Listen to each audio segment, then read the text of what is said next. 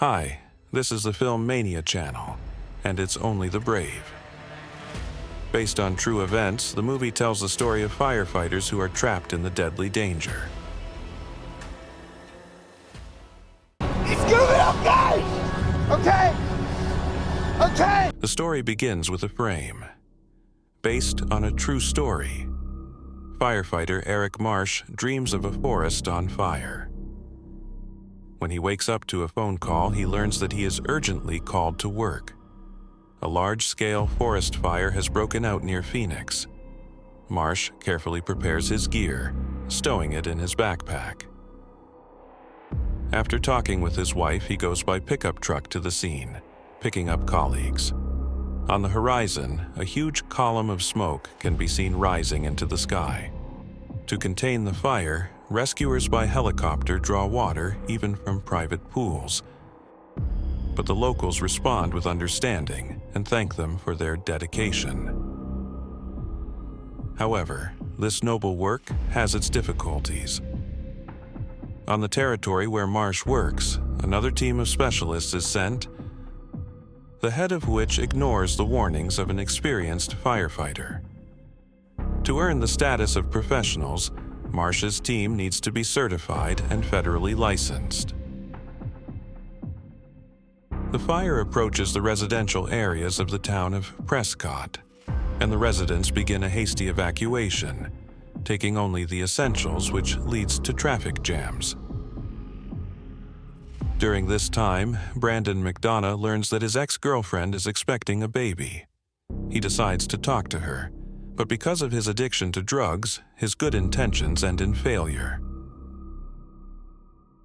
The girl kicks him out of the salon where he works.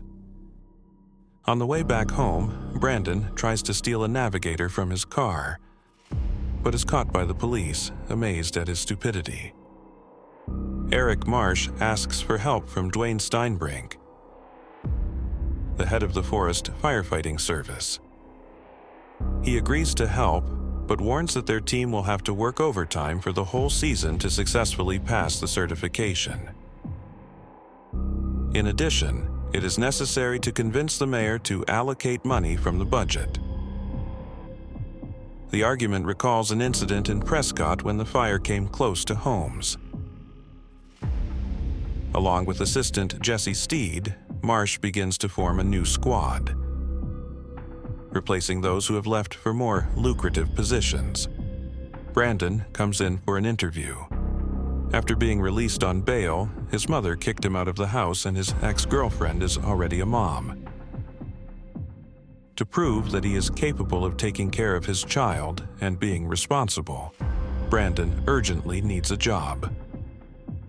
Despite his troubled past, Marsh decides to give him a chance to prove himself. During a trial run, Brandon falls behind the others, but reaches the route to the end, which strengthens the commander's confidence in his potential. In training, Brandon is nicknamed Bagel for his misses. The others think he's about as useful as a hole in a bagel so far. Right out of the drill, the team is called to a new task. Another fire has started. Successfully extinguishing it will be their exam for a specialist license. Marsh's team gets to the site by helicopter. On the way, despite the turbulence, Marsh watches Brandon, and the newcomer holds up well. Once on site, the squad lays out defenses, digging trenches and felling trees to stop the fire from spreading. When Marsh makes the decision to light the counterfire, the certifying inspector tries to object, claiming that he has more experience. However, Marsh is adamant that he is the one making the decisions here and is responsible for them. After spending the night on the hill, surrounded by the sight of the burning forest, the team continues their trek through the ashes. The scorched earth lies beneath their feet, and around them are the charred remains of animals that didn't have time to escape. When one of the charred trees suddenly falls, Brandon saves his comrade by dragging him aside. When landing in the helicopter, Brandon discovers that he has lost his helmet strap, so his colleagues tape the helmet to his head. While in the air, he learns that the strap was stolen by one of his comrades as a joke and not out of malice. The laughter of the whole team shows that Brandon has successfully passed his baptism of fire and has become part of the team. Back at the base, Marsh is anxiously awaiting the call with the results of his performance review. He fears that the conflict with the inspector may have negatively affected the results. However, he is sure he would have done the same thing, because that decision helped stop the fire and save many acres of forest. When the Chief of Eradication Services, Dwayne Stainbrink, arrives, he reports that Marsh's team has performed to the best of their ability despite the controversy. They have been successfully certified and have become skilled professionals working on the front lines of firefighting and laying defenses. They are now allowed to choose their official name, the Granite Mountain Specialists. Afterward, Brandon goes to see his ex-girlfriend. He tells her about his job. Despite the fact that he's covered in soot, the girl lets him see their daughter. The team throws a promotion celebration. Employees come with their families, but Brandon goes alone. At one point, he notices Mac, who used to banter with him. Mac sits alone in the office. Brandon discovers that he is facing problems in his personal life. Mac's girlfriend cheated on him and he left home. Brandon suggests that Mac move in with him. Brandon has a spare room where Mac has moved in. Events move forward 9 months. Mac is still staying with him, and they take care of Brandon's daughter together when her mother allows them to take the baby. One day, the girl spikes a fever, and the frightened men go to Jesse Steed, whose wife works as a nurse, for help.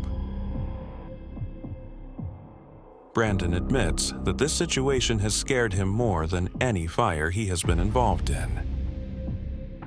Meanwhile, the squad is sent to the north of the Grand Canyon, where a massive fire is raging. At the site, they are hit by a water drop from an airplane and manage to take cover at the last moment.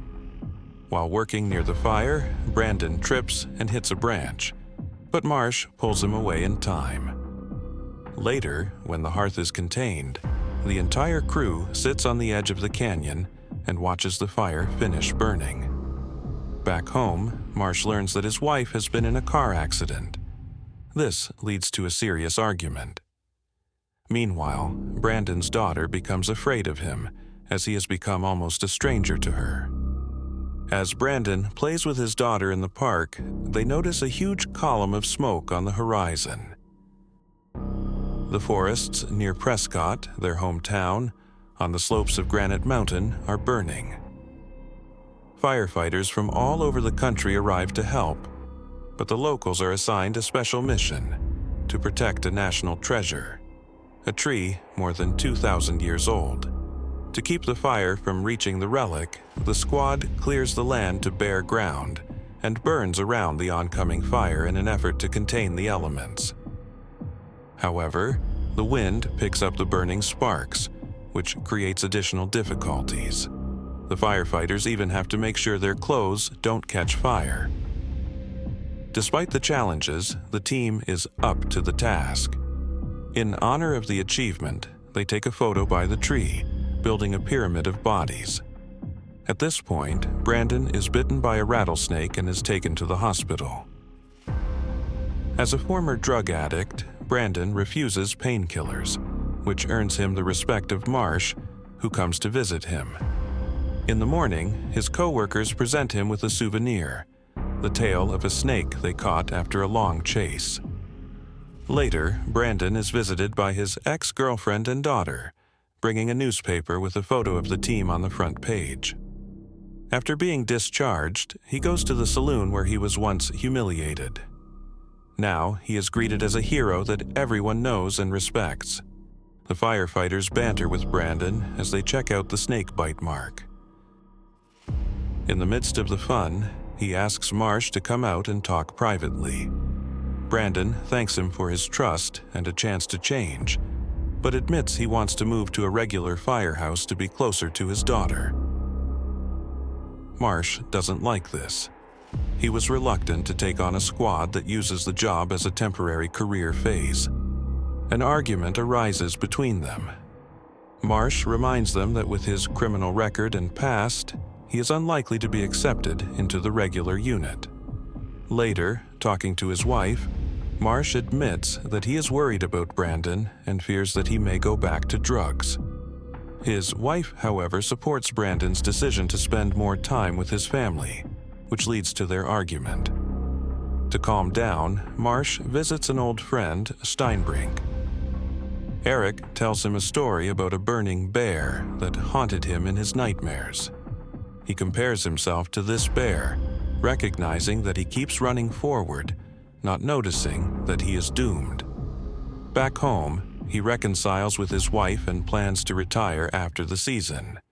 But in the morning, he is awakened by a call about a new fire in Yarnall. Lightning has struck a dry tree and the fire is growing. Marsh says goodbye to his wife, hoping to tackle the job quickly, and sets off with the team to the scene. Already on the way, Jesse notices that the situation is much more serious than expected. Marsh finds a moment to announce that he plans to leave the post of head, which will be taken over by his assistant. The seriousness of the operation is confirmed at the briefing. In case of failure, the specialists are preparing to evacuate the city and its surroundings. On the way to the site where the boundary must be erected, the team discusses personal matters. Mac talks about his new girlfriend, a nurse he met at the hospital during visits to Brandon. Marsh observes the fire from afar and gives the command to prepare to set a counter-fire. Before the operation begins, he takes Brandon aside, apologizes for their recent altercation, and promises any help he can give, including guidance. He warns that the most important thing is not to snap and go back to drugs. The operation begins, but an airplane dumps water on the newly lit pole, which disrupts the plan. Marsh decides to move the frontier to a neighboring hill. Brandon, the designated sentinel, manages to get to the new location by hitchhiking. Brandon is stationed in a warehouse and observes the situation. When the wind abruptly changes and picks up, the fire is fast approaching. Brandon leaves the location in a hurry, hiding in the smoke and among the flaming bushes.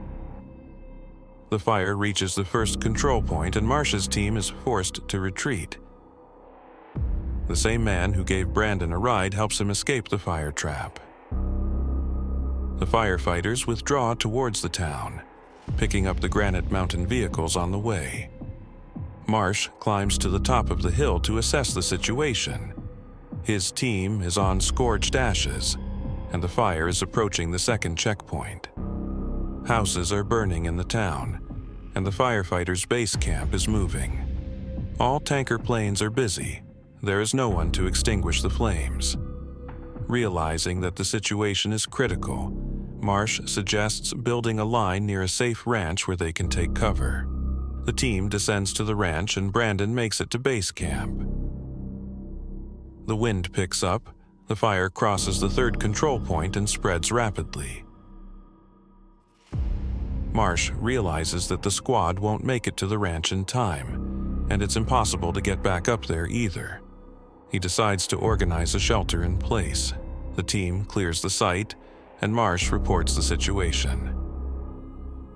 A tanker is sent to help, but due to inaccurate coordinates, the water is dumped elsewhere.